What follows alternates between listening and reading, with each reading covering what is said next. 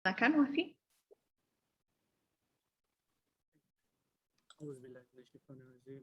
Bismillahirrahmanirrahim. Alhamdulillahirabbil alamin. Arrahmanirrahim. Maliki yaumiddin.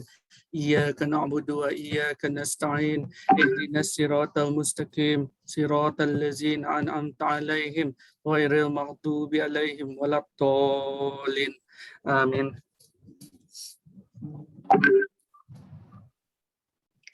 Ameen, ameen, ameen, ya Rabbal Alameen. So, as some of you might know, the month of October, and more specifically on the 10th of October, was when everybody across the globe celebrated World Mental Health Day. And this year's theme is mental health in an unequal world. So this highlights the barriers and the accessibility to receive mental health support for people from all walks of life. So it's very fitting that we bring up this conversation today around mental health in the eyes of students and educators, especially during the pandemic that we are all still fighting with at this current moment. So inshallah, we hope to share and learn from everyone present today with regards to how it has affected the world of education and how we can overcome these challenges together.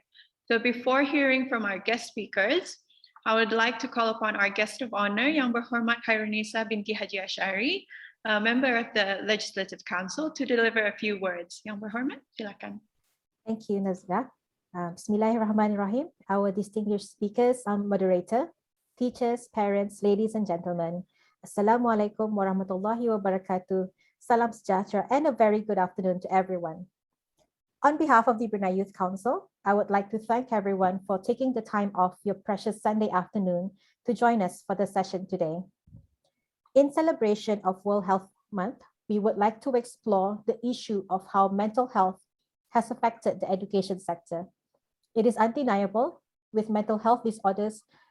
It is undeniable that youth with mental health disorders are most likely to be unhappy at school, be absent, or be suspended.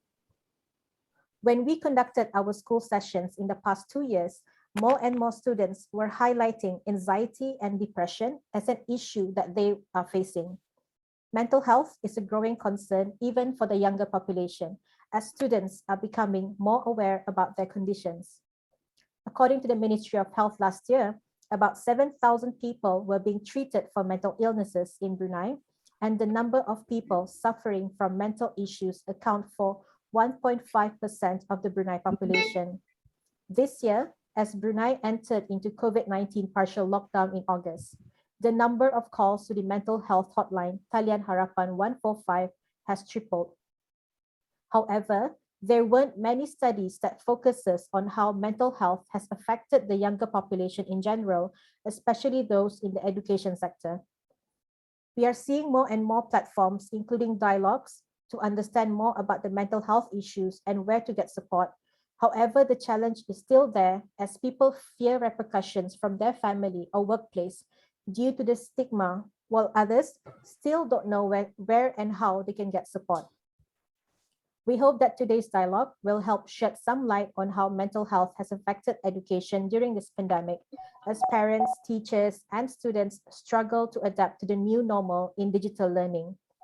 The challenge is there in trying to navigate the limited capacities, infrastructure, and in some cases, completely having to adjust the teaching and learning methods. Parents are also both having to work from home and also become teachers to their students to help them with their schoolwork, share gadgets, and bear additional costs for internet. I leave it to our expert speakers to share their insights today and hope that we will have an engaging discussion towards the end of the forum. I hope that the discussion will not just end here, but teachers and parents continue to have an open dialogue with the students, and together we can remove the stigma and move towards a mentally healthy society. Thank you.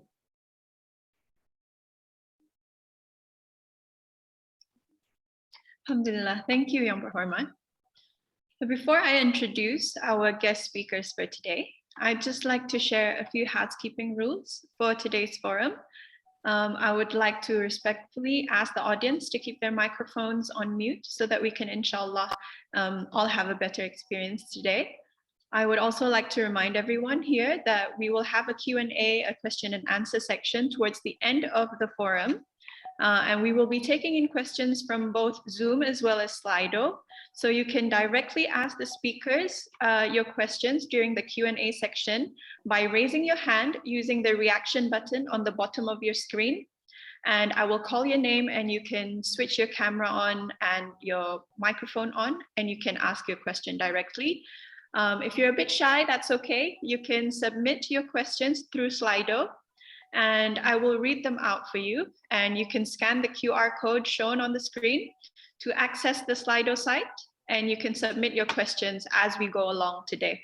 So if you would like to address the question to a specific speaker, please mention them in your question as well.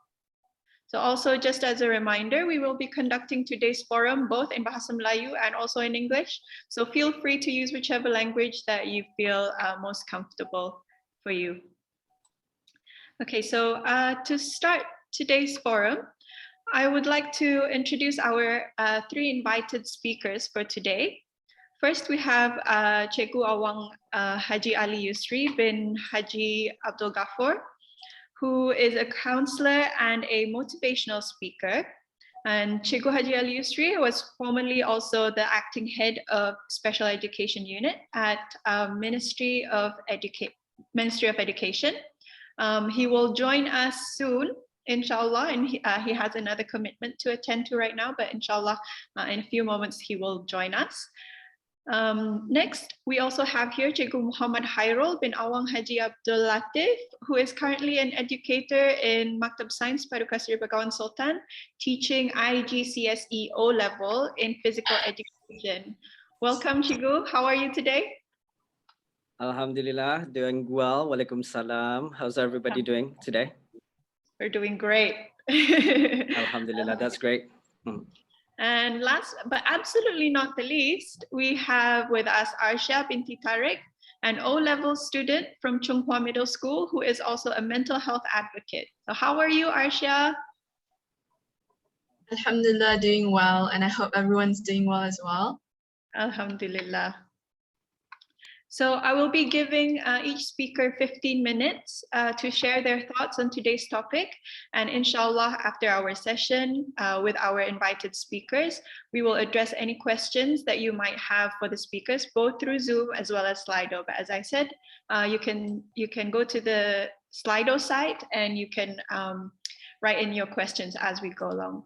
So first, let's start with Cikgu Muhammad Hairul. Assalamualaikum, Cikgu. Waalaikumsalam, Alhamdulillah. Yes, I'm here. Everybody boleh dengar, clear. Everybody can hear me clearly. Yes, okay, that's good.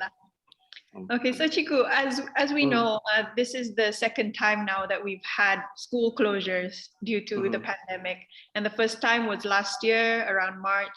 So we are now going through now the second wave of COVID-19 in Brunei. And since August of this year, so dalam 3 bulan sudah, right?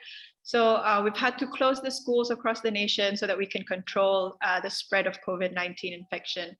And since then, teachers and students have had to quickly adapt to a new, like a different way of teaching, of learning. However, walaupun sekolah tutup, the learning and teaching is still masih dijalankan di rumah-rumah masing-masing in the form of online schooling and home-based learning. Jadi, pada pandangan Cikgu, so for yourself as an educator, what have been some of the challenges that you've encountered this time around, and how has that affected your performance as an educator? All right. Bismillahirrahmanirrahim. Alhamdulillahirabbil alamin wassalatu wassalamu ala asyrafil anbiya'i wal mursalin sayyidina Muhammad wa ala alihi washabihi ajma'in. Thank you for the question. So allow me to answer the question in both bilingual today. I'll be answering the question in English as well as in Malay. So regards on the question tadi, I think everybody understands the current situation that's happening now. We are at our second wave of pandemic.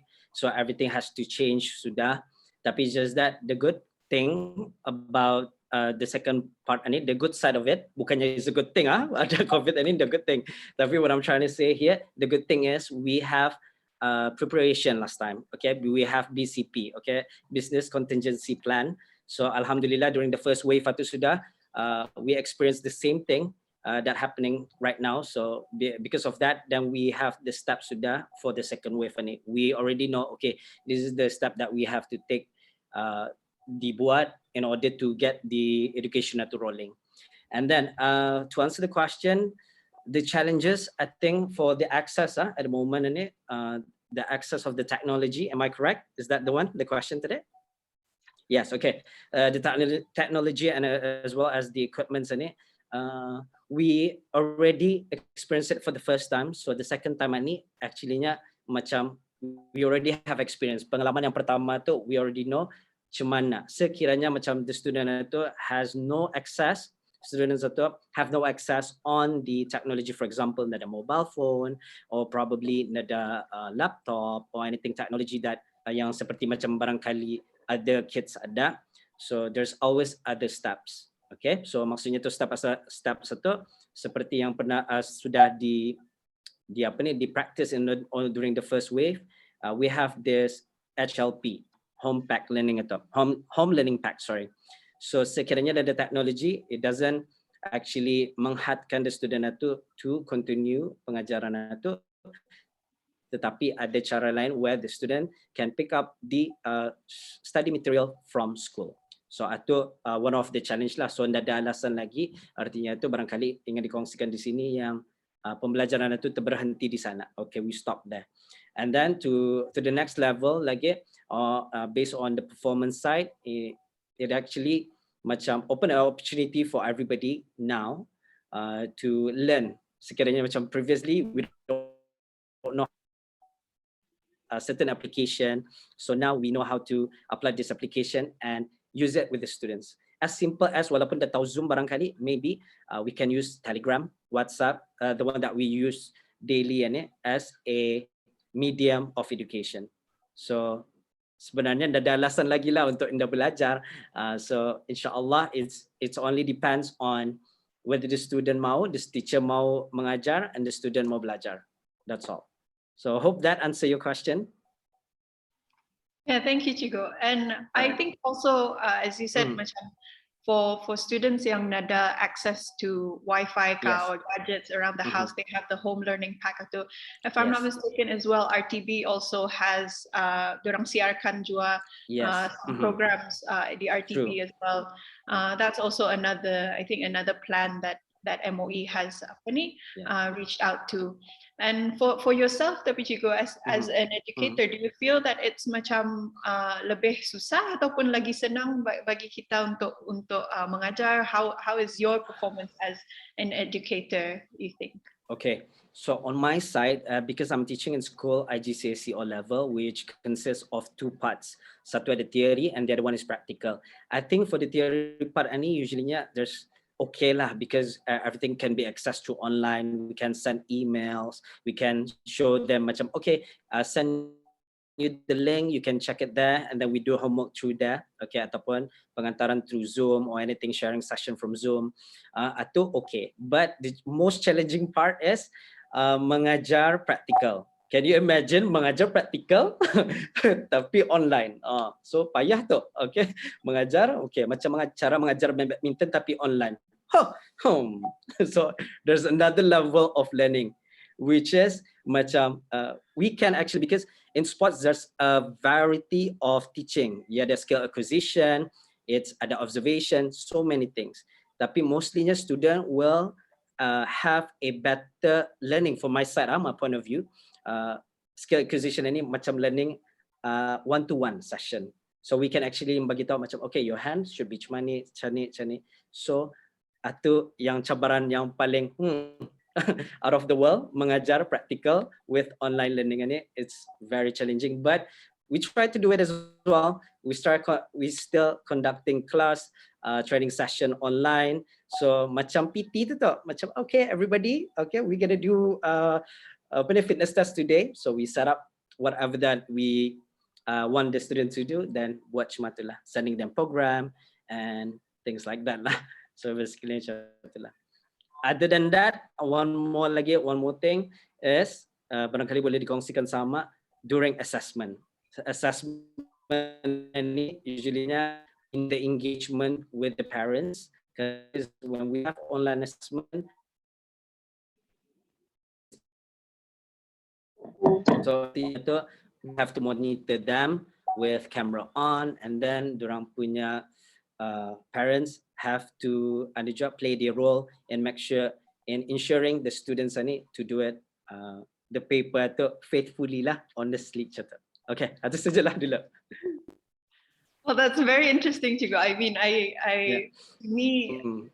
because I'm not in the education punya side kan, and to me it's just setting up online learning macam biasa-biasa kita ni belajar online lah ha. Tapi I didn't think of macam for you as a physical education punya teacher, it requires a lot of engagement with the students as well, and sports cuma nak kan membuat online. So yeah, it's apa ni macam membuat PT juga bunyinya. Yeah. And apa ni? And then barangkali kan dikongsikan juga barangkali not only for me, for other teachers as well yang macam sciences teacher, diorang ada membuat practical session, so it will be difficult. Kenapa? Because all other equipment apparatusnya ada di sekolah sahaja, indah di rumah. So diorang ni macam some of my colleague have to macam mana buat alternative way in order the student and they can still learn the same topic yet on a different approach of practical. So macam itulah things like that.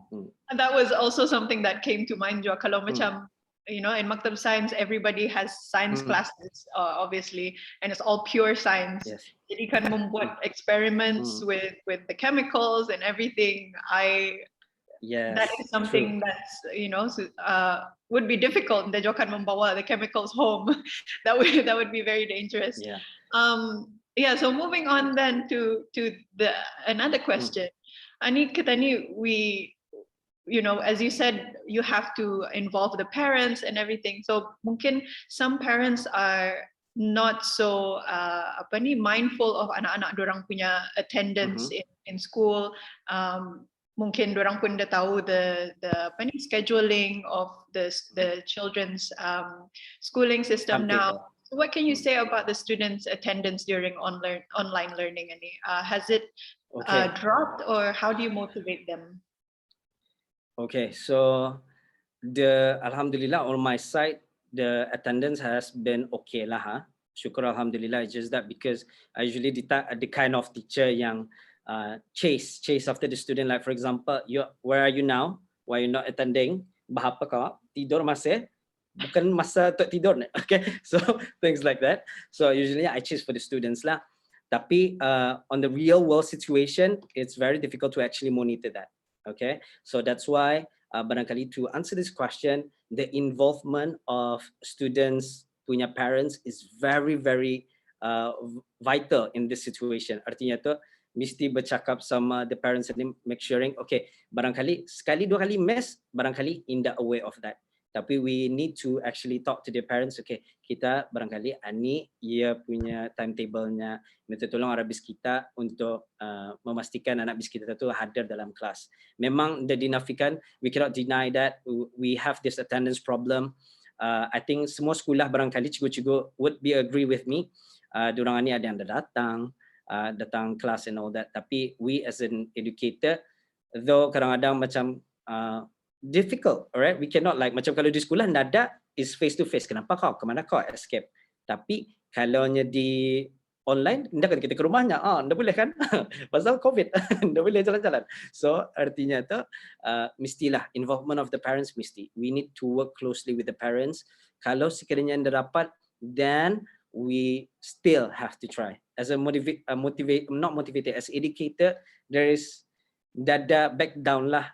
Because it align with the mission of MOE to provide holistic study to have a successful education for all. So artinya tu mesti juga kita try as much as we can to get the student motivated.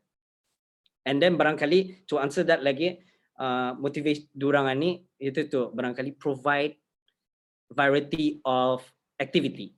Seharian ni barangkali kita do MCQs, simple tasks, get them to have a simple task, and then tomorrow we have a critical thinking, higher order thinking, and the next day maybe we have a fun stuff. during online learning ini, one thing that I learned, the teachers gotta be super creative. Mesti super creative. So artinya tu provide anything that can engage with the students in it is very very critical. So super creative lah, buatkan video kah, buatkan macam as simple as work and so on. Okay, sorry panjang lebar explanationnya, but yeah. Oh, itulah. that's very helpful, and you know we're here to learn Jua. So Alhamdulillah, thank you so much for that. And ada Jua sini, I am seeing people saying that apa ni, students yang IBTE apa, they need you know practical skills in the workshops and Yes. all that. So it must be very apa ni, you would have to be very creative and always on your toes, thinking how to engage to students. I'm thinking maybe macam preschool as well, macam kalau kanak-kanak early years education, dorang punya attention span pun is not so panjang, so always have to apa ni, get their attention at Jua. So as we know Jua, this teaching profession ini is memangnya one of the top 3 professions yang is very stressful. So how would you, with this new method of teaching, as you said, you have to be very creative. Kalau sekiranya as Cikgu sendiri, you are memang very creative person lah. Tapi for maybe someone who is not so creative, it might be stressful for them to have to think about new things. Sekiranya memangnya they have a set way of teaching, now they have to apa ni, advancekan lagi diri sendiri. So how would you apa ni, deal with the stress and challenges that comes with this online teaching apa semua ni for yourself? All right, for myself, maybe this one I'm speaking for myself lah. So from on my side, usually there's always a limit. During the normal days pun sama juga, I always always have the time limit. Macam masa kerja is kerja, you focus on work, and we cannot deny that. Actually kadang-kadang beyond office hour tu memang ada still kerja and all that, but I try to as much as siapkan kerja awal, then after that I can do whatever that I want to do after that. Artinya tu, let's say macam based on my experience sendiri, we usually finish during this apa ni, COVID-19 pandemic time ni, we finish work at 3:30. So usually I finish all my work till 3:30. Then beyond that, it's a family time. Regardless of cemana, mesti have that me time. Pasal we all understand we are at home, we're teranah di rumah, we're not going anywhere.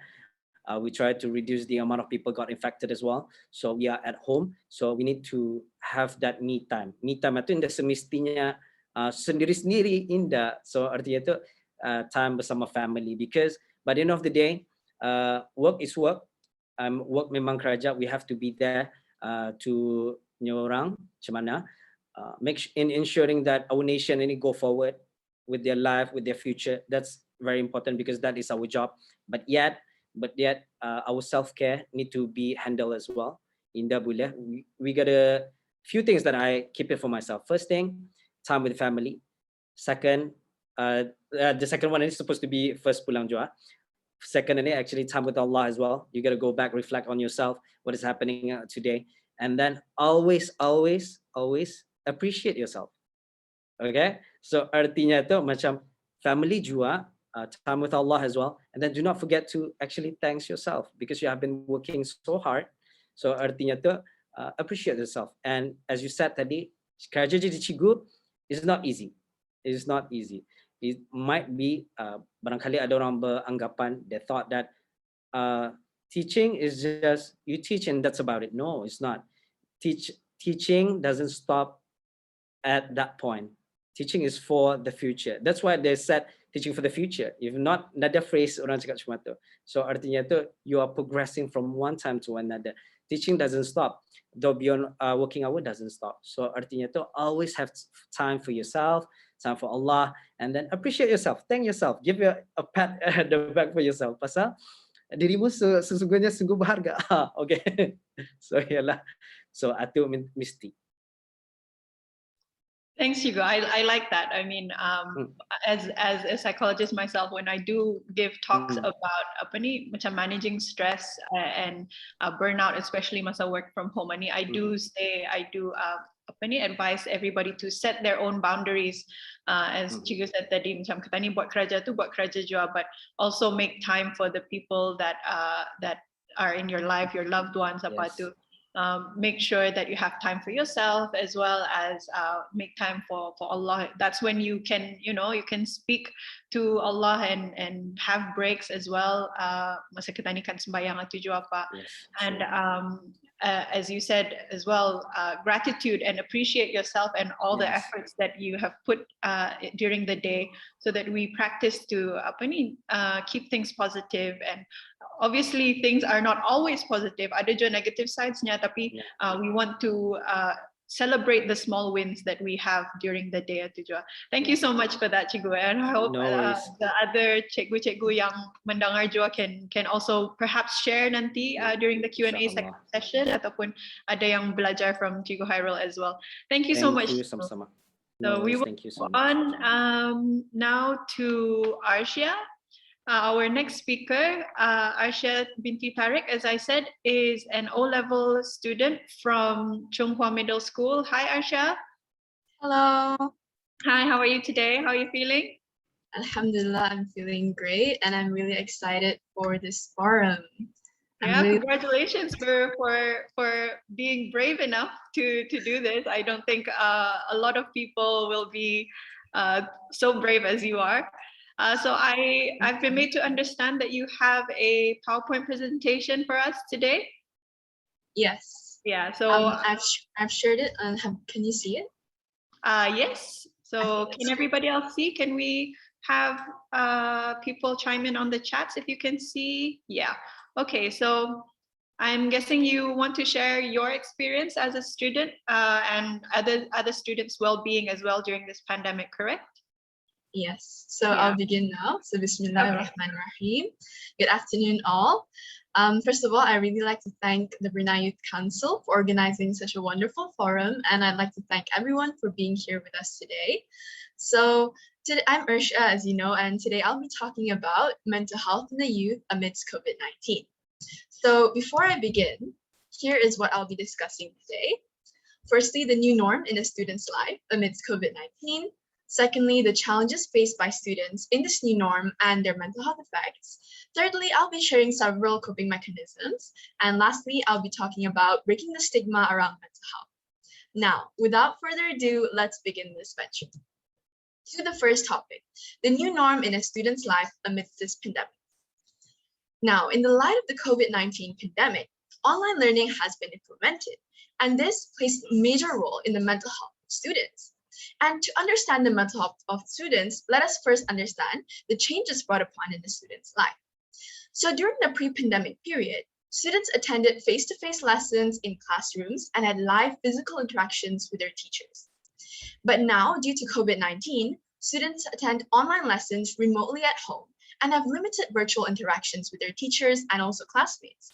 And students also have little to no group collaboration with their fellow classmates, and some are merely provided with pre-recorded sessions. So as a result of these changes, students face a myriad of challenges trying to adjust to this new normal, and with it comes various mental health effects. Now, I thought, what better it is than to listen from the youth itself on what challenges that they are facing during this normal. So I interviewed several students throughout Brunei, and here is how they answered.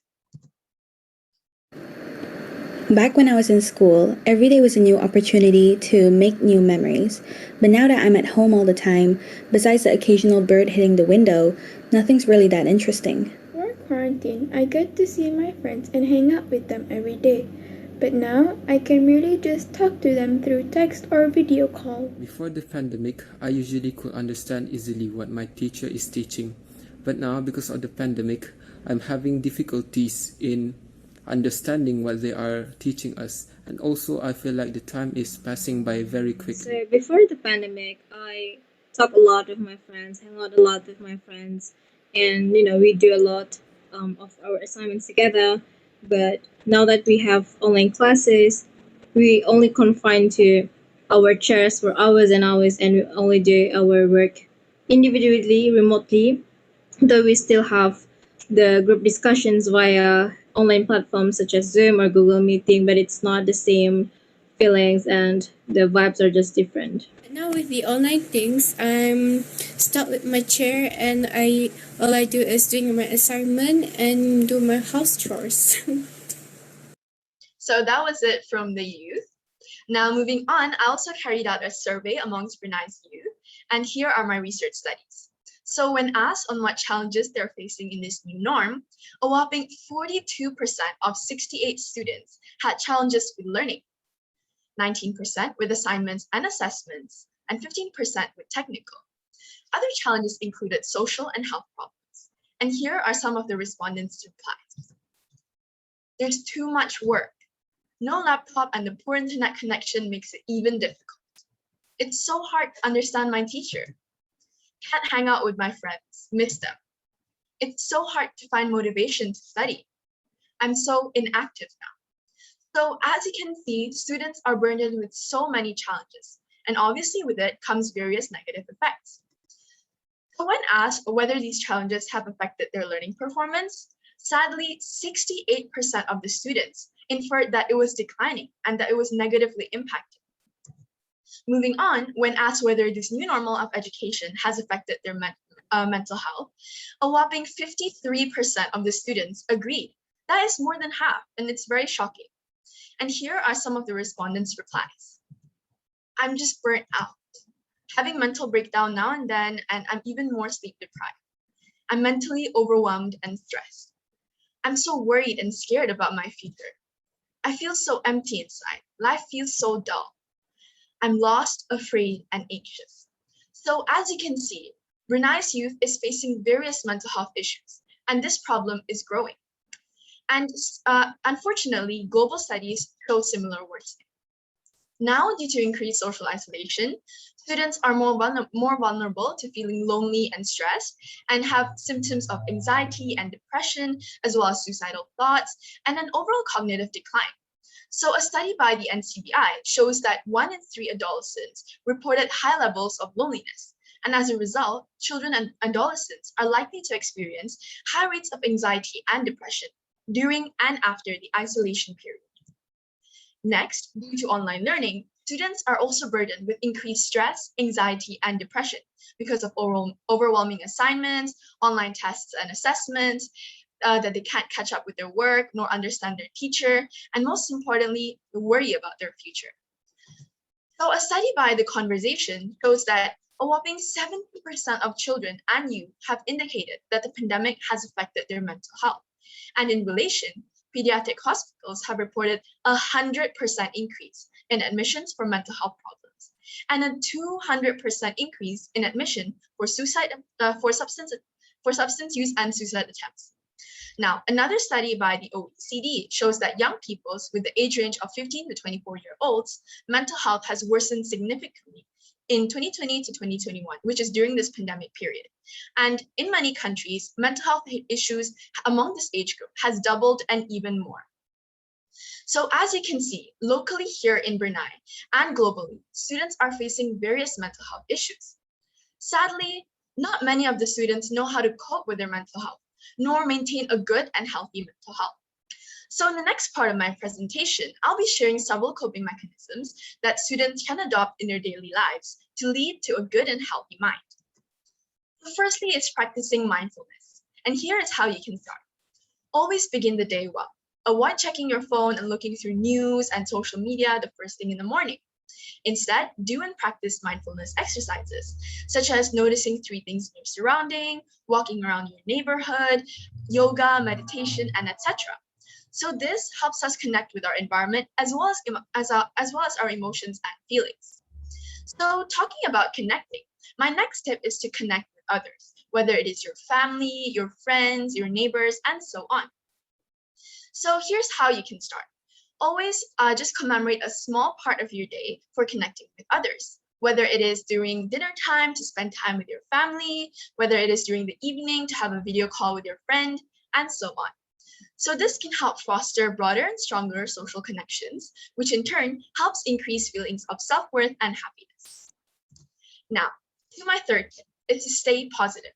Yes, I understand. It's not as easy as it sounds, but you can do small and simple things that can contribute to a positive mindset. For example, when you complete an assignment, think of it as a huge accomplishment and give yourself positive affirmations like, well done, let's keep going, instead of looking at the pile of undone assignments and going, I can never do this. Now, moving on, here are some other tips that I like to share, including maintaining a good diet, having a good sleep schedule, planning your day ahead and journaling down your feelings, and lastly, reaching out for help.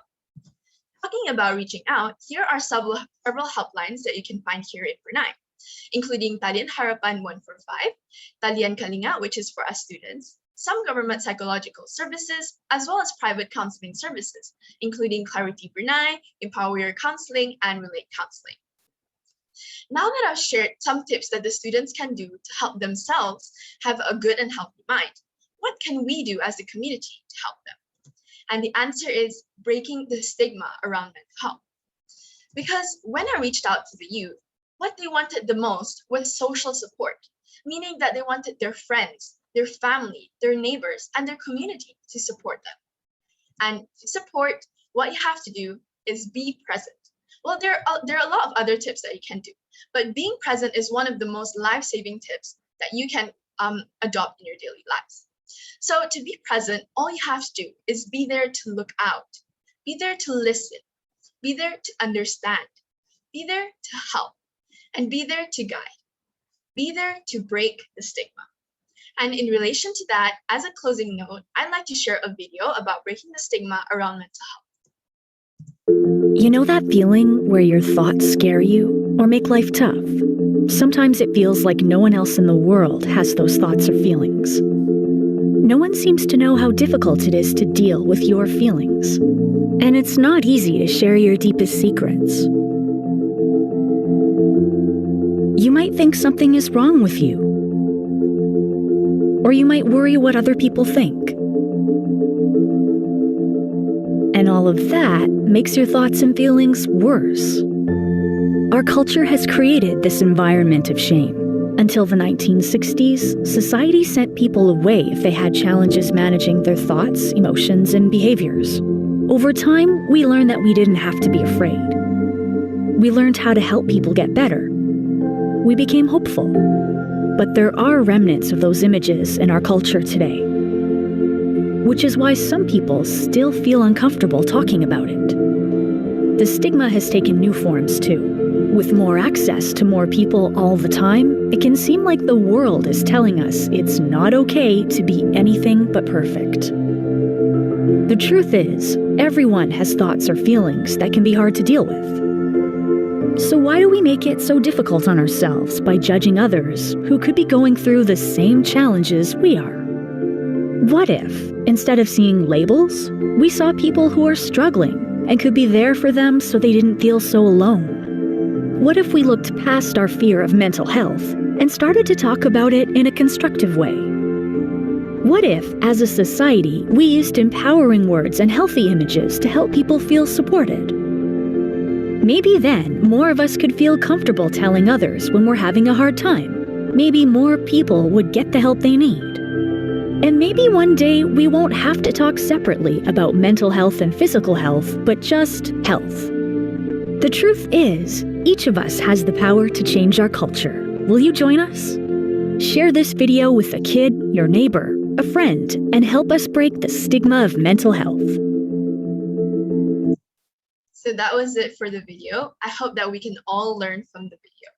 So before I end my talk today, I'd like to leave you all with a thought.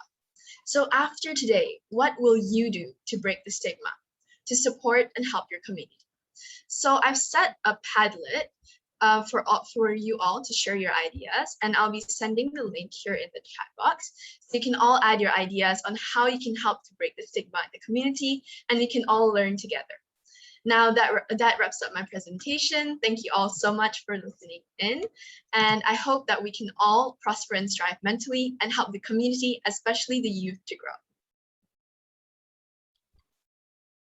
Thank you so much, Arsha. That was a very excellent presentation. And I think everybody on the chats are all saying that you did very well as well.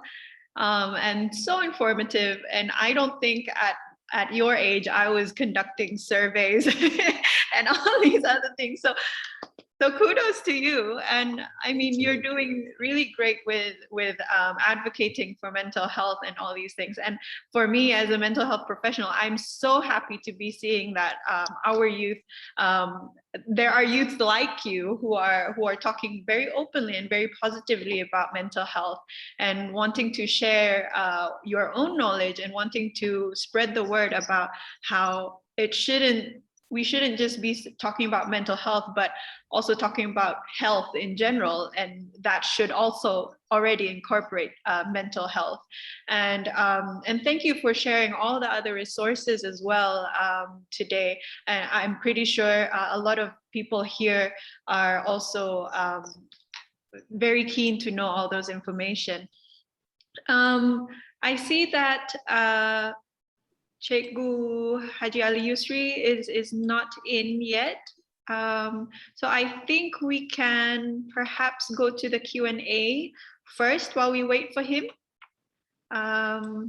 So does anybody have any questions? Perhaps I will take some questions through Zoom first, and if you can raise your hand and I will call your name.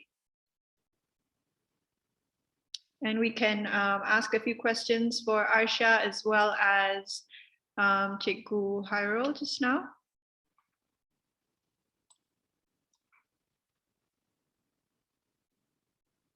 Anybody? Yeah, raise your hand. Below arah the bottom of your screen, it says reactions, and you can press that. I mean, click on that and then raise your hand, and I will call upon you. If not, it's okay. I'll just go through the questions on Slido as well. Okay, so here are some of the questions from Slido. This one says, how can you educate parents and others to take mental health seriously? So maybe for Cikgu Hairul, do you want to take that as well? Dua-dua lah, we can take turns. How can we educate our parents and others to take mental health more seriously? Okay, on my side, I think my point of view will be in creating, Alhamdulillah, as we understand now pun juga, with the mental awareness, health awareness around the world yang being celebrated at the 10th of October ni, it gives a better information. As we all know now, information travel faster through social media, any medium of technology, like for example, internet, radios, and all that. So by Alhamdulillah, our authorities, like for example, macam our government, our Ministry of Health, and all these private sectors pun, they are creating this awareness for the public. So indirectly, we are actually informing the kira lapisan any like parents, students, ataupun yang macam teenager, all lapisan masyarakat ini are aware now, Alhamdulillah, with the awareness of mental healthness in it. Tapi in order barangkali to make it more interactive, barangkali from school, Alhamdulillah, from school we always have this kind of campaign, mental health campaign that being conducted at school. So indirectly, we are actually sending memos to the parents, to the students. So therefore, I'm sure somehow, somewhere, this information memang reach habis diorang juga. Tapi the application of this macamnya kita ni lebih ambil perhatian macam we are macam mana orang how should I say this, macam really we take it into our consideration. Barangkali kita ni sendiri need to self-educate ourselves. It's very important, macam the previous thing that I said earlier, you need to appreciate yourself, and at the same time, it doesn't only apply to yourself, you need to appreciate orang jua, because you need to reach out. And then maybe for students and teachers or parents, I learned something throughout this pandemic time, which is it's okay not to be okay. So in that sense, you need to speak out whatever that you have in mind. Okay, so artinya sharing is caring lah. Memang we always like have fun with that phrase, right? Macam sharing is caring, ha. Tapi it is actually means a lot in a bigger context. So it's okay not to be okay. So speak out, share whatever that you have in your mind with your parents, with your friends, and then reach out. There's tons of help out there. We have our Talian Harapan, and maybe di sini boleh dikongsikan juga bersama dengan guru-guru from MOE side as well. We have this unit baru actually-nya. It's unit Kesejahteraan Pemimpin Sekolah dan Tenaga Pengajar Kementerian Pendidikan Negara Brunei Darussalam. We have our honor daripada our ministry is actually a center for teachers. Like for example, teachers stress ke anything, you need somebody to let it out with. Barangkali kalau di rumah barangkali orang dah faham with work situation, so barangkali you can speak up to somebody yang faham your work line atau. So do reach out to them. Unit Kesejahteraan Pemimpin Sekolah dan Tenaga Pengajar Kementerian Pendidikan. They got their own IG as well, ukpstp.moe. So yeah, okay. Thank you, Cikgu. And I was also going to bagi tahu juga about Ministry of Education punya counseling section itu. That's very helpful. Thank you for pointing that out as well. How about you, Arshia? How would you, as a mental health advocate yourself and as a student, how would you sort of raise awareness and make it more known to parents? So when talking about parents in the older generation, there's always that intergenerational stigma, because during their generation, it was a big taboo and it was like a big stigma. Mental health was not talked about, and people used to avoid anyone who had mental health issues. So understanding that, what can we do is simply start a conversation. Like you cannot just directly like, oh, this is mental health, this is what it means and stuff. Just start bit by bit. Every day, for example, when you sit down with your parents, you can start conversation about mental health. And I also like to share this platform called iYarn. I'll type it in the chat box. How it's spelled, iYarn. So this is somewhat like a canvas that you can use to start conversations. And for example, you can use it to like rate how you're feeling, how is your connection with your family. So that way it can be like a tool to start a conversation. And just breaking the intergenerational stigma will take time, because it's been there for generations. Like for example, our customs and our traditions, it's very hard, even if there's negative customs and traditions, it'll be very hard to overcome them, and it will take a lot of time. So what can we do is that we can start now, and we can start not only our parents, but also like our grandparents and also the fellow youths about mental health and how it affects us, and that it's okay to talk about mental health. Yeah, thank you so much. Totally agree with that. Yeah, that's a very good point. And I think in the past, I don't know, probably 5-6 years now, it's getting a lot better. People are talking about mental health so much more than 5-6 years ago. And I think we're on to something. And as myself as well, I have tried to speak more about my own mental health, even as a psychologist. I wouldn't say that just because I work in the mental health profession that I'm completely protected from it. So anybody and everybody can be affected by mental illness and mental health disorders as well. So I see Akmal here with a raised hand. Hello, Akmal. If you would like to speak, and hi, good afternoon. Hi, good afternoon. First of all, thank you very much to Chigo Hairo and Arsha for the fantastic presentation. You're welcome. I do have one question. First of all, my name is Akmal. I'm a research officer from Prime Minister's office. Hi. So I think my question is more directed to Chigo Hairo, as I believe you are a physical education teacher, correct? Correct. Right. So my question is, because so far from what I understand, and correct me if I'm wrong, teaching mental health in school has been something that has been supplementary and not compulsory, shall I say, compared to physical education, which is a part of the curriculum in school. My question is whether if there's a hope for mental health education to be a part of the curriculum that is set by Ministry of Education. And because I believe from my personal perspective, learning and studying mental health is just as important as physical education in school. So please, if you could shed a light on that, please, I leave the floor to you, Chiguairo. Thank you very much. All right, thank you so much for the question, Akmal. Alhamdulillah,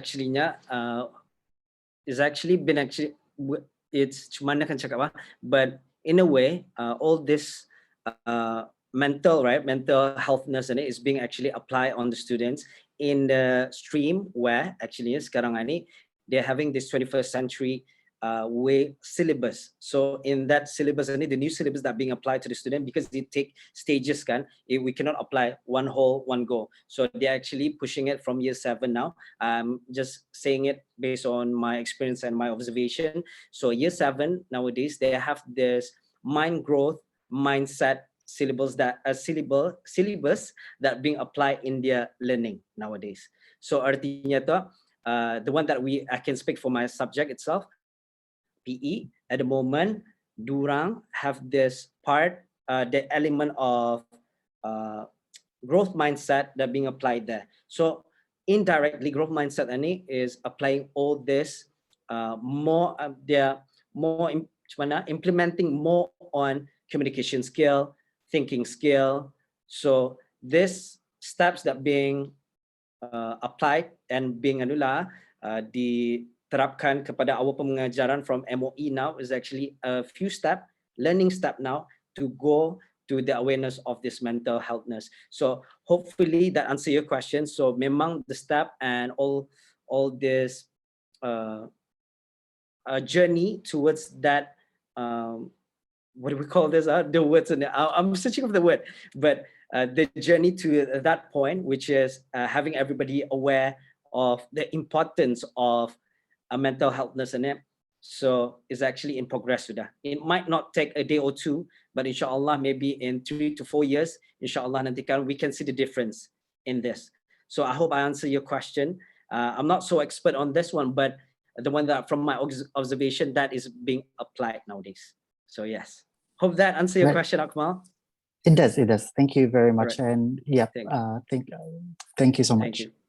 Thank you, Akmal, and thank you, Sir Hyrule, as well for that. If I may add as well, Akmal, as someone working at Health Promotion Center and more specifically the Mental Health Strategy Unit, we are looking at doing this, and it is in the pipelines where maybe ani untuk cikgu-cikgu juga and students here, that it is in the pipelines where we want to create a curriculum more specifically for schools, supaya students will be more aware of the signs and symptoms of mental illnesses, mental health issues, and how to overcome these things, and how to speak about it as well. So that is in the pipelines, Akmal. Thank you so much for that. I think a lot of cikgu-cikgu di sini would be happy to know that as well. And for growth mindset, itu is also something that is very helpful in building resilience for students juga. And apa ni, macam if you do something that you're not, you feel that you haven't achieved something, but actually it is a learning process, a learning progress for students as well. So building resilience within students as well, so it's very good. I have another raised hand here, Su Kialer. Sorry if that's salah. Can you Yes, that's fine. It's Su Jialer. So okay. All right. Do you have a question? I have written my question in Slido, so you can ignore it later. Basically, from my experience, I've noticed that school lesson times have decreased actually. Even though when we're stuck at home, we actually have more time to ourselves. So why is that the case? Does that have something to do with mental health or? So you're saying, sorry, can I just reiterate your question? So even though you are spending more time at home, you are having more time to yourself. Is that the question? Yeah, since we're spending more time at home, we should have more time. However, I've noticed that school lesson times have decreased. So why is that the case? Do you have any, do you want Cikgu Hairul to answer your question, or would you prefer, do you have any preference? Anyone is fine. Okay, so with more, sorry, again, just trying to understand your question. So with more time at home, why do you have less time to yourself? Is that correct? I'm so sorry. Why do we have less lesson time? School lesson time. Less lesson times, okay. Kali Cikgu Hairul can jawabkan, walaupun kita ni we're at home, but school lesson times are less. Okay, maybe this is just from my observation as well, and the way that I understand it, because at the time that actually now being provided is about an hour for one period. This is from my school, from my subject, usually kena bagi 1 hour for my subject, and then 2 times a week sahaja for IGCSE. So I'm actually struggling as well to just complete. Tapi alhamdulillah, by the time I finish, during the second pandemic hits, second wave hits, I already finished my syllabus, which is I already moved to revision. Okay. Okay, tapi I understand kenapa ia become lesser, because as you can see, there's actually a guideline daripada MOE, because the students ni shouldn't be spending a lot of times in front of the screen because they have multiple subject. Artinya tu kenapa? Because for us, we only attend the students macam a couple of times, but for the students, they are spending the time like from 8:30 in the morning and finish at 2:30 in the morning. So along the side, maybe they have break in between 1 hour, tapi mostlynya is back-to-back lesson. That's why barangkali the time is being cut short, and maybe inshallah, I hope this answer is correct, cut short, 20 minutes usuallynya for just instruction. Then after that, it's offline lesson. Selalunya cuma tu that being told to me lah, and then I've been practicing that as well. Usually I apply 30 minutes of my lesson, then after that it will be offline lesson. Then towards the end nanti kadang I'll just check on them whether they have submitted their work or anything like that, and then check on them, everybody okay, do you have any question, and you can just text by WhatsApp or anything. I have my Zoom on the go at all time, tapi usually offline lesson, then after that continue with our WhatsApp.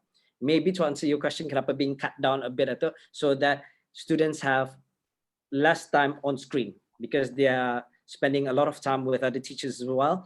And then one more thing juga, kenapa time itu being cut short, because nowadays we have to fulfill all other subject. It's not only our subject, it's other people in the subject juga that has to be fulfilled juga. And then this is the real situation, some of the other teachers punya slot is being taken away so that it fulfill everybody punya requirement. I hope I answer your question. Yes, thank you. Yes, thank you very much. Oh, welcome. Thank you so much as well, Cikgu Hairul. That's, as you said tadi juga during your section, that teaching is not just during that moment. It's actually 24/7 you are teaching. Yes. So whether screen time is lebih kurang, tapi actually you're doing a lot of offline engagement as well. So I think Cikgu Haji Ali Yusri is here now. Assalamualaikum, Cikgu. Thank you for joining us. Assalamualaikum, can you hear us?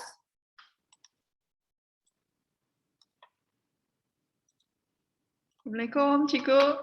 As I mentioned during the introduction tadi, Cikgu hari ini hadir sebagai counselor and also motivational speaker.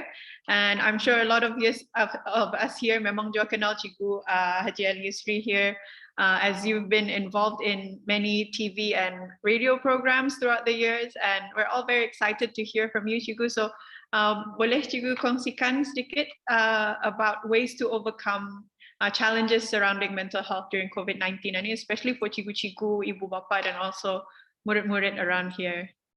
So silakan cikgu. Oh, I think it's on mute kali. Ya. Okay. Alhamdulillah. Bismillahirrahmanirrahim. Assalamualaikum warahmatullahi wabarakatuh. Alhamdulillah, syukur kepada Allah. Walaupun dalam keadaan macam mana ni, sempat juga, alhamdulillah perlu sampai juga lepas bertugas sekejap.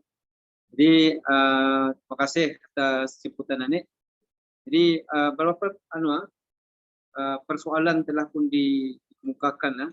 So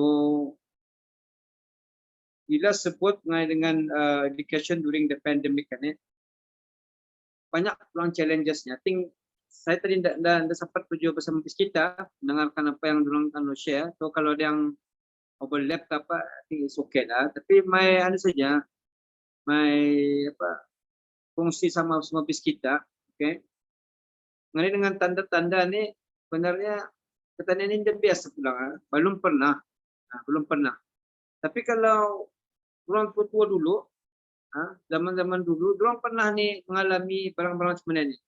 Kali kita pun mendengar dari segi pernah penyakit malaria, kolera, dan juga sepasal, dan yang paling kami ingat dulu bagi saya dia adalah kali kita pun hampir itu zaman jerebu. Berjerebu siapa hampir? Saya tahu ada yang hampir ni. Ada kata bagus, katakan itu ataupun katanya sebenarnya di luar daripada norma kebiasaan. It's very stressful, dan katanya dia dapat keluar juga, so banyak lalunya. Tapi walaupun the good thing about sebenarnya ni that we are not the only one, you're not alone. Banyak tu. Jadi apa yang perlu katanya uruskan now, yang challenges-nya ialah main dengan anak sekolah, ataupun yang banyak saya dengar adalah main dengan mental health ini, something yang menjurus kepada stres satu daripada ibu bapa. Ini saya akan menjurus kepada ibu bapa.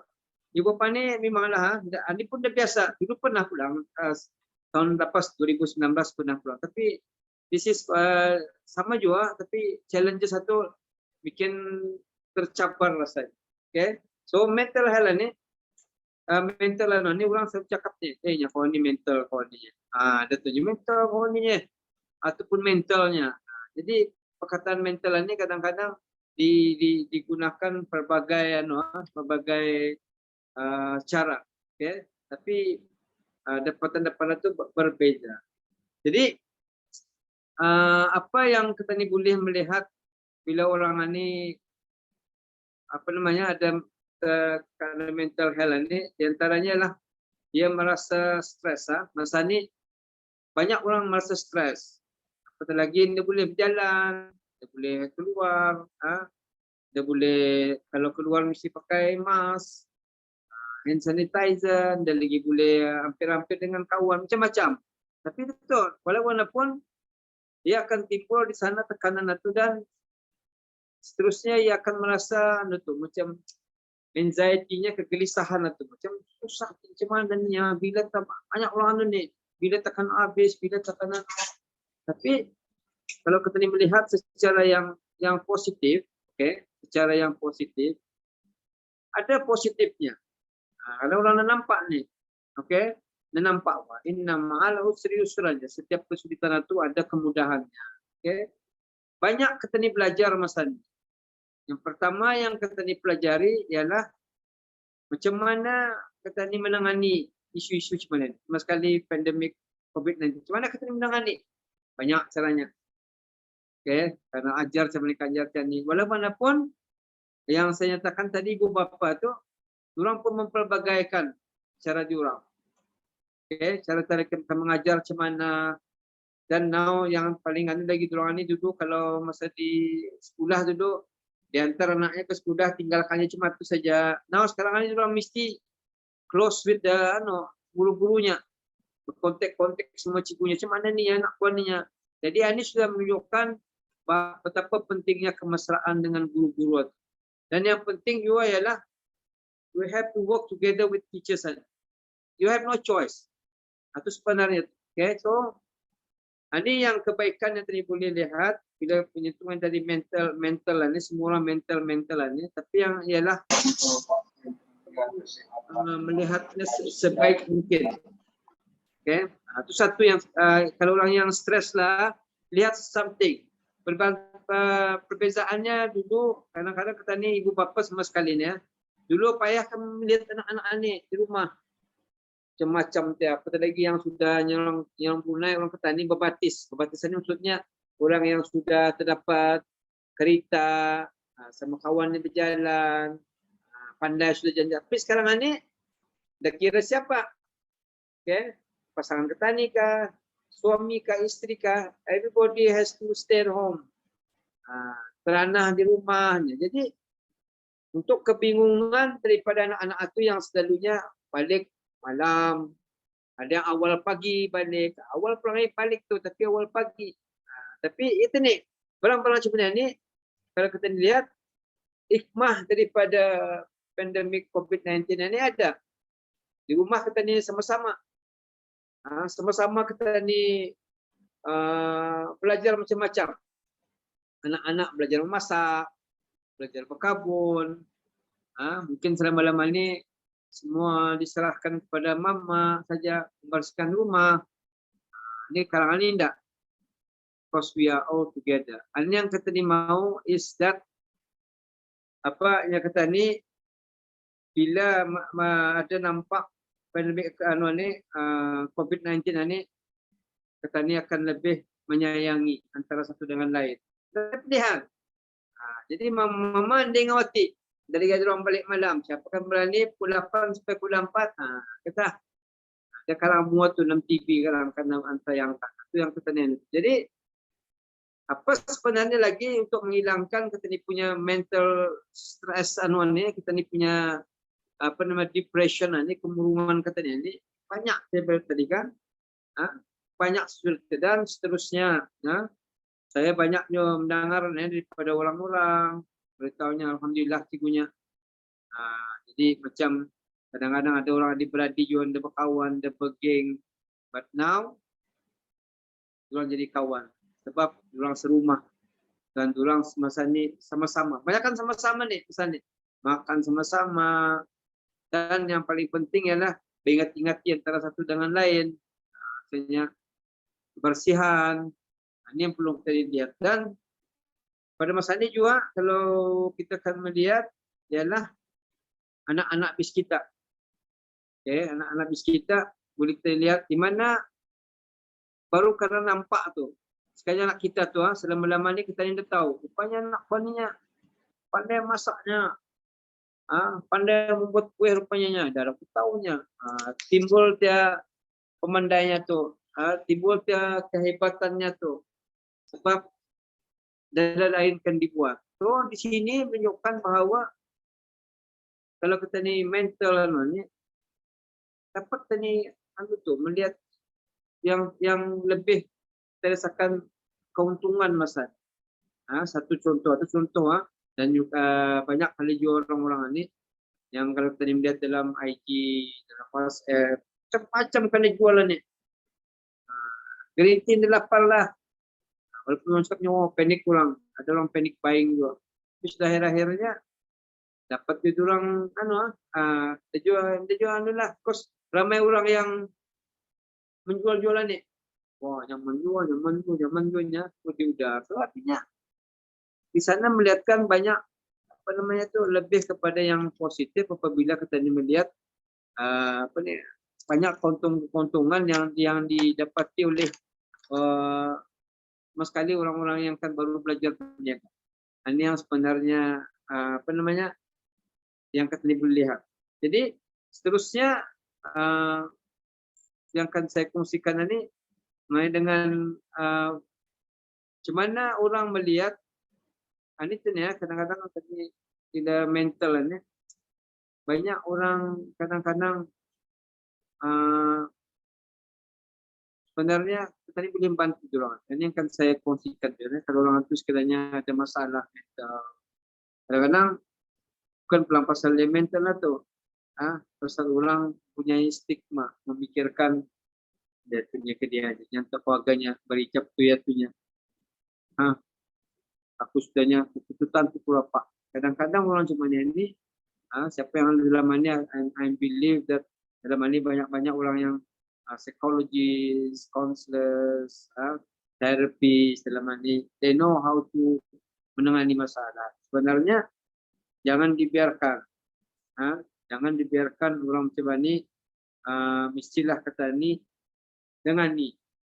Okay, jangan tahu orang mental, orang biasa saja. Okay, orang damam saja. Okay, misalnya tak hindung-hindung kata ni yang sakit pasal. Okay, bukan mental tu dia sakit, mungkin ya orang tua. How to make parents ini happy dan lain tu bukan kata ni lah orangnya. Bukan kadang-kadang ubat itu semacam tu. Tapi yang paling adalah bila kita ni anak-anak yang dalam ni, bila ada hidung kita sakit, dah sihat, kita lah harapan di orang tu. Dan kita ni habis kita menangani ke dia beri ubat, kadang-kadang mengurut ke dia, melap badannya, kuala pandai, dia bercakap. Dengan macam tu, rasakan walaupun rasa sakit, tapi dengan ada bis kita tu, dia akan rasa nyaman. Jadi saya pun masa ni setuju juga, kadang-kadang masa ni kan melawat pendungan memang suka. Tapi telah mesti dipahami lah dalam pendungan ni. Dah dapat 5. Jadi sekarang ni sama juga ni jemputan ni. Walaupun orang berceramah ni semacam caranya, zooming, Google, dengan video call. Ini pun ni juga saya rasakan ialah bagi orang-orang yang ada kita nampak sudah mental itu sebenarnya perlu didengani. Maksudnya sebelum yang melarat, kita ni perlu menangani dalam bawah bercerita. Dan perkara ni kita tahu sendiri, Pak. Kalau kita ni macam susah hati, we need someone to talk. Someone yang tak we trust lah, yang hanya siapa saja di bawahnya bercakap. Okay, the most important thing is dia meluahkan perasaan. Counselors know about this thing. Apakah dia kalanya sikit dia tu masalahnya tu. Tadi jangan dia sudah nyaman hati tu dengan kata ni mendengar apa keluhan-keluhannya. Ini yang kata Neno. Dan terusnya juga lah ini perlu menunjukkan kata dia punya support. Macam mana Pak? Tadi depan ni kan, we need someone to talk to, someone to support kata ni, someone to macam please us, menguji kata ni punya manati. Wow, sok bagus portretnya, persambahan penyanyi itunya tepat. Ambang budulehnya punya. So that is sudah part of kata ni manusia ni normalnya ialah kata ni dikasihi, diberi keprihatinan, diberi tidak dipeduli dan kelinga. Satu saja yang ingin saya kongsi di sini adalah kenapa sampai orang ke tahap mental ini mudah-mudahan dalamnya yang mendengar ini sudah lihat banyak yang 300 lebih nih join dan ialah please everyone jangan menjadi seorang yang pemarah.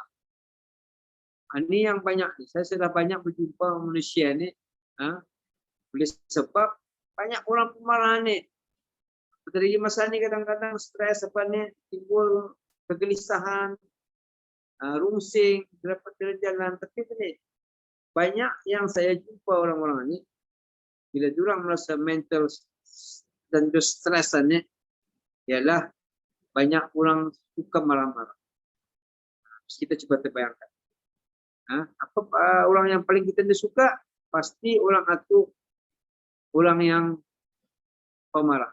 Dia suka tuh yang hampir-hampir ke dia marah punya, pemanas punya. Jadi kita ni perlu seorang yang mendengar kita. Ini saya beritahu yang sebenarnya. Caranya sebuah pelajar bersabda beritahunya sebaik-baik manusia ialah manusia yang memberi manfaat kepada orang lain.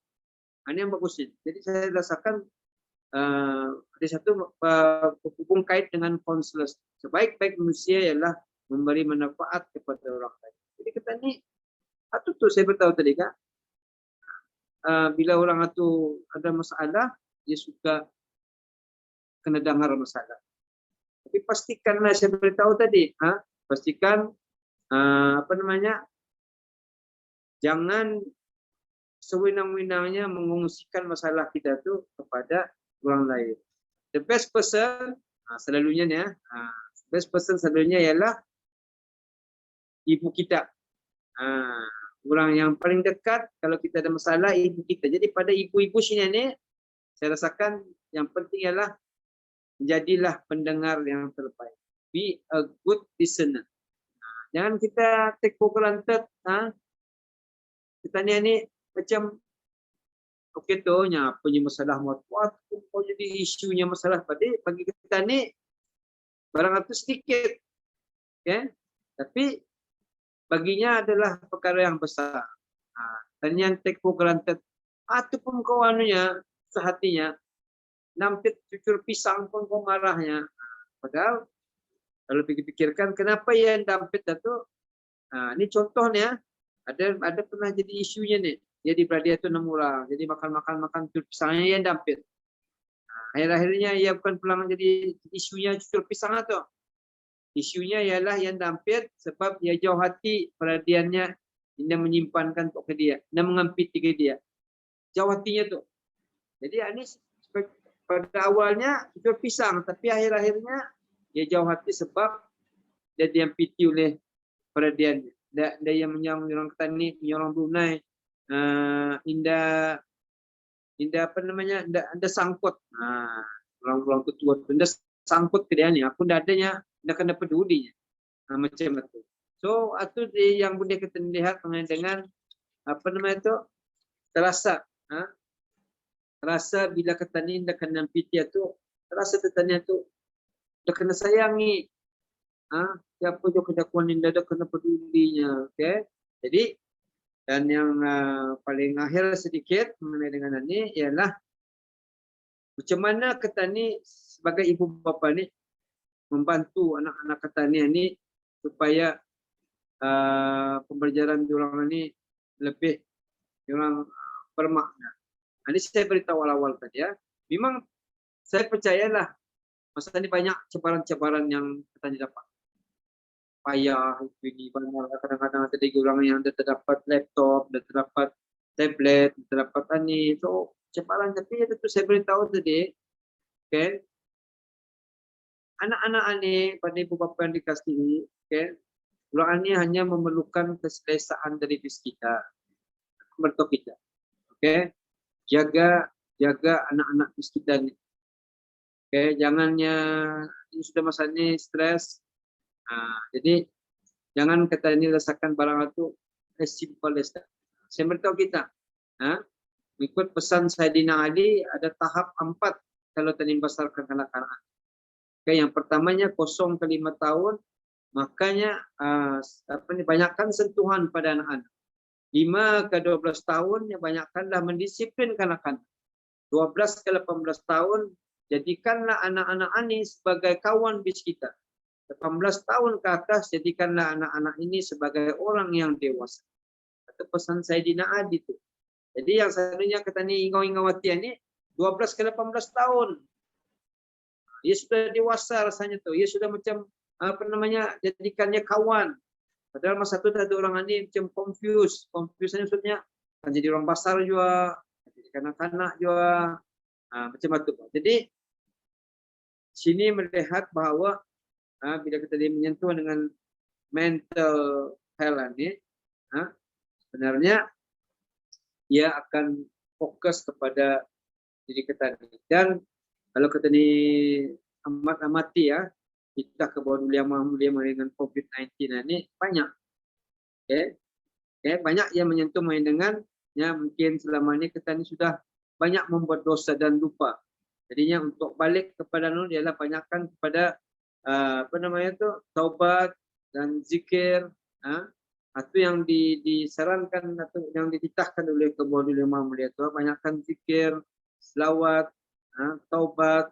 Ini yang dibuat. Jadi ini je ni kepada ibu bapa dan kanak-kanak, okay, ataupun student, perkara yang baik kita dibuat, jangan lupa ialah kita ni perlu mendekatkan diri dengan Allah.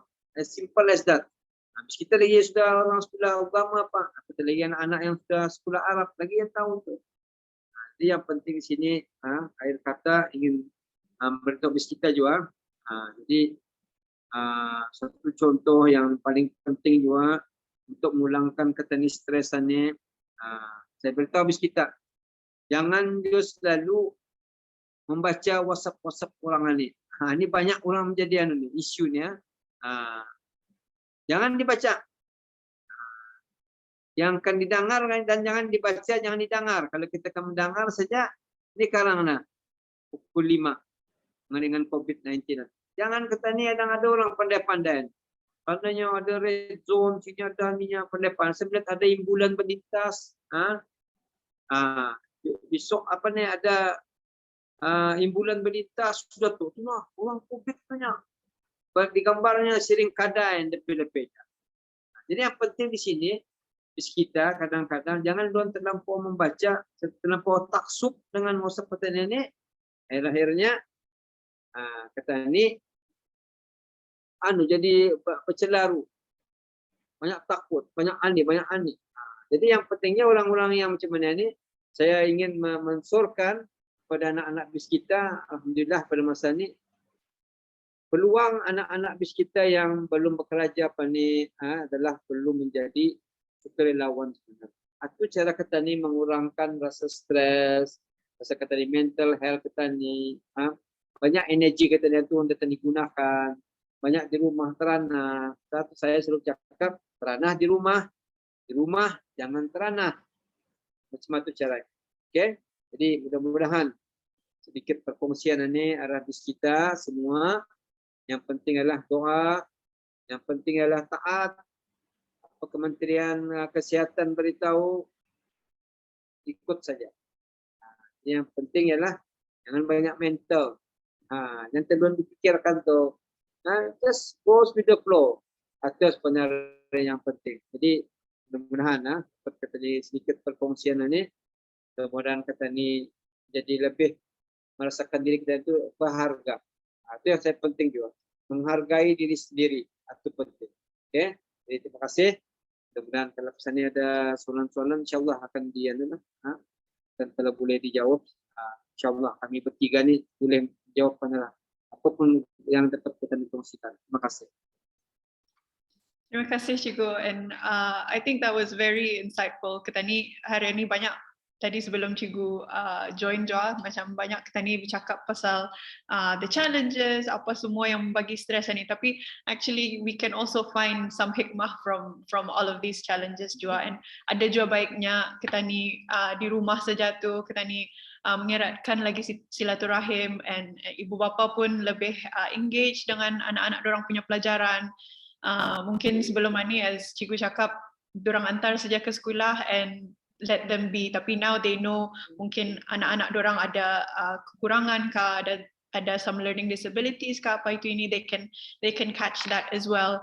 And also as Cikgu cakap juga, we have to stay connected with one another and use this time to build that bond and listen to people. Mungkin they don't want mungkin they don't want advice, they just want someone to listen to them.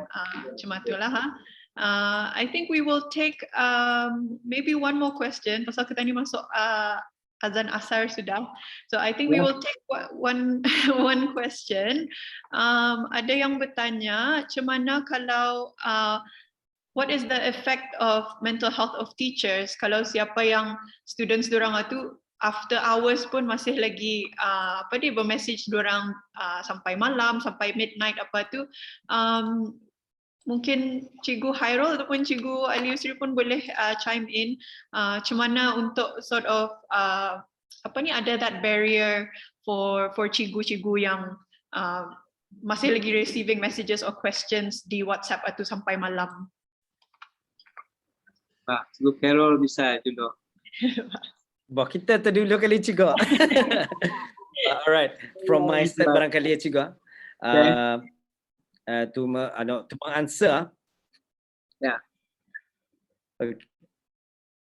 Okay, to menjawab soalan itu, seperti mana insyaAllah yang I have been practicing so far lah. I usually set a barrier tu awal sudah. Usually I did mention to bisdurang awal, macam for example itu, okay, okay, this is how we're gonna do our work. Okay, I have my time limit sampai pukul berapa sampai pukul berapa. Let's say I will entertain your any answers, any question until pukul 4 petang. Kalau macam hari sekolah biasa usually sampai pukul 5 tu. Tapi kalau during this pandemic time usually-nya I said okay, I will attend your answer sampai pukul 4. Beyond that, only question yang really you need to ask me, then you ask me. Kalau boleh tunggu besok, then you ask me during office hour. Because why is that? Because nowadays sekiranya nowadays lah, before this pun memang I have that barrier that I set with my students awal, because I always apply this in my students. The first day I met them, I always apply this to bisdurang. I said in this life is very simple. In order for you to gain respect from somebody, you need to respect them in the first place. So artinya tu, if you pay me a respect, bukan maksudnya minta kena sanjung, indah, bukan macam tu. Artinya tu macam if you respect my time, if you respect my effort, then I will do the same for you. So I always tell them during the first day. Barangkali ada some of my students yang ada di dalam sini, they can agree with me on that. The first lesson that I would say to them awal-awal sekali, if you respect my time, I will respect your time. So usually I set a boundary, like for example to 5 o'clock, then beyond that maybe tomorrow you ask me the question again, because we have life beyond works. We have life beyond work kata bah. So artinya tu lepas waktu bekerja, barangkali masa bersama keluarga, masa to do whatever that you want to do with your life. We understand that we are fully committed with work, tapi beyond working hours, it's actually time for other things as well. Okay, itu satu. Dua, barangkali ada yang di sini jauh menulisnya have 2 lines. Ataupun boleh juga applykan tu ada 2 line itu. Tapi usually kalau 1 line sudah anda terkabir, kenapa ada 2? Kan? Lurus, right? Kalau ada 1 terkabir, kenapa ada line? Kalau itu boleh. There's always ada hisap. Tapi kalau urgent benar-benar, then yes, why not? Okay. Hopefully to answer my side of question, because I understand Cikgu Pengiran Ali Yusri lagi expert ni dalam benda ni. Ya, bertahun-tahun sudah ada benda ni mengalami. Okay, Cikgu Ali, Cikgu Pengiran Ali Yusri, silakan. Thank you, Cikgu Hairul. Ya, sebenarnya lulus kita tu. Ya, di rumah ni pun sama juga. Mesti juga ada time. Cikgu-cikgu ni tembaknya stres je tu, pun sudah sampai malam kena WhatsApp, banyak kongsi-kongsi tu kalau cikgunya lamah punya student kuan ni. Sampai malam cikgunya ada begitu. Orangnya dia tanya. Lain lagi ada tu yang pembinian marahin ginya. Tu lagi ada tu. Kalau yang sudah bapak nak sudah tanya manual ni melayan manualnya. Ni layan tu dia orang di rumah aja. Kalau kesian pulang je tu. Lain yang challenges-nya tu kalau lagi cikgu tu terdapat anak juga. Anaknya pun bercikgu juga. Kita lihat cabaran. Tapi mana pun menyatakan tadi inna ma'al yusri yusra tu, setiap kesulitan itu mesti ada cara mengubatinya. Cara kita ni tempat kita ada tempat kita ni boleh banyak ni bang. Challenges di sana kalau banyak tadi bila tadi COVID-19 ni macam-macam idea bang. Kali kali bagus, cuba macam ni, cuba macam ni. Because selama ni kali we are in our comfort zone. Relax, cool saja. Now, alhamdulillah saya percaya banyak ibu bapa kan ni pandai sudah. Pandai komputer, pandai macam mana men-zooming. Jadi alhamdulillah. Jadi alhamdulillah, terus cikgu Khairul tu Terus tu jangan dimenjai kenakalan ni. Macam sekolah juga. By 12:30 habis, nyokan lagi kan disambung. Artinya apa? Kalau setengah luncing habis balik, that's it. We'll see you tomorrow. Itu alhamdulillah. Tapi cikgu just want to add up to that. I really like kita punya surah hati tadi. Ya artinya barangkali boleh ada pengertiannya juga selepas kepayahan itu nanti akan ada sanangnya. So kita ni has always been Nina macam comfort lurus tu macam tani terbiasa dengan kebiasaan tani dan insya-Allah dengan adaptation to the new system of education ini barangkali sama-sama because changes ni guys sebenarnya it start from ourselves. Kalau tani mau berubah then ia will affect orang lain. Kalau diri tani sendiri indah mau berubah dan cemana perbaik in this world ubah dia. Tapi kalau diri tani sendiri indah berubah it wouldn't change a bit. So, changes itu datang daripada tani sendiri dengan pertolongan Allah juga semua sekali will change insyaallah. Inshallah. Thank you so much, Cikgu and yeah, that's a very ramai jua tadi in the Zoom chat satu semua agree jua on how to set your boundaries satu because as we know bukannya kita ni sentiasa yes kita ni 24 hours jadi cikgu tapi we also need our alone time with family and everything, so there's life beyond teaching as well. So I'm very sorry to all the questions yang lain-lain dah kita ni dapat entertain we singkat masa banyak je kita ni pelajari hari ini juga from our speakers, alhamdulillah. Kalau boleh kita ni next we will take a group photo. If everyone would like to switch on your cameras, we will wait for everyone to switch on your cameras and put on your best smile. And I think the committee members will ambil gambar for us. Okay. Okay, ready? Okay, smile. 1, 2, 3. Okay, next. 1, 2, 3. Next. 1, 2, 3. Okay. 1, 2, 3. Okay. 1, wait, okay. Payahkan freestyle-nya. 1, 2, 3. Okay. Ada lagi. 1, 2, 3. Wah, apa yang saya gambar ni kan? Okay. Okay. Macam Tanin dah dapat bergerak bah. Kalau kita balik out. Wait, last one. Sorry. Okay, last one. 1, 2. Last. Okay. Yes. Okay, thank you. Okay, alhamdulillah. Thank you, everybody. Finally, we've come to the end of our forum. Sorry, we can't entertain all the questions and banyak lagi sebenarnya akan didiscuss pasal anuannya juga mental health and especially for cikgu-cikgu and students as well. A big thank you to our invited speakers, Cikgu Haji Ali Yusri, Cikgu Muhammad Hairul, and also Arsha. Good job on the presentation as well, Arsha, for a very insightful session, and to our guest of honor. Terima kasih kerana menjemput. To our guest of honor, Yang Berhormat Khairunisa binti Haji Ashari for gracing this event as well. And I would just like to remind everybody as a psychologist myself that I'm very pleased to see so many turnouts today, over 300 people. And as Cikgu Hairul as well said today, that it's okay to not be okay. It's okay to feel overwhelmed. And kita ni pun ada our own support, MOE ada bagi support, dorang punya unit counseling as well. You can contact them. I have the number here somewhere. 1 second.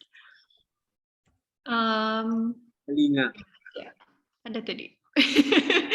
Sorry, I had the number 868-2468. That is the Sejahtera hotline untuk cikgu-cikgu to seek for counseling and advice with the unit kesejahteraan. So 868 2468. So number ni boleh di call ataupun di WhatsApp.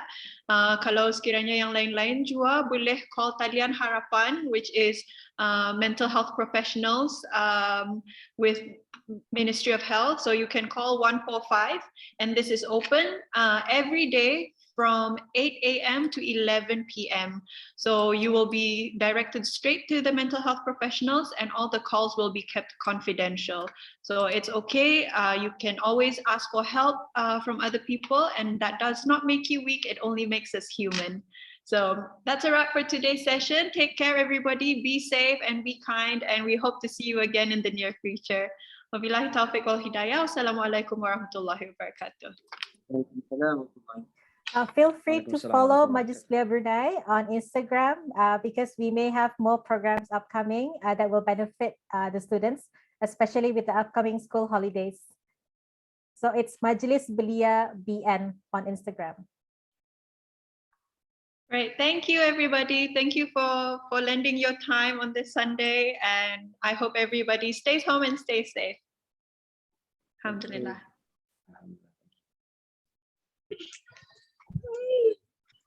Terima kasih. Assalamualaikum warahmatullahi wabarakatuh.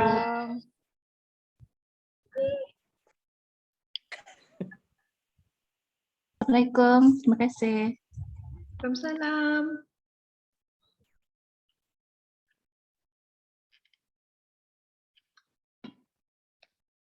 Thank you guys for having me. Assalamualaikum. Ciao di luar. Makasih. Terima kasih. Bye. Thank you so much.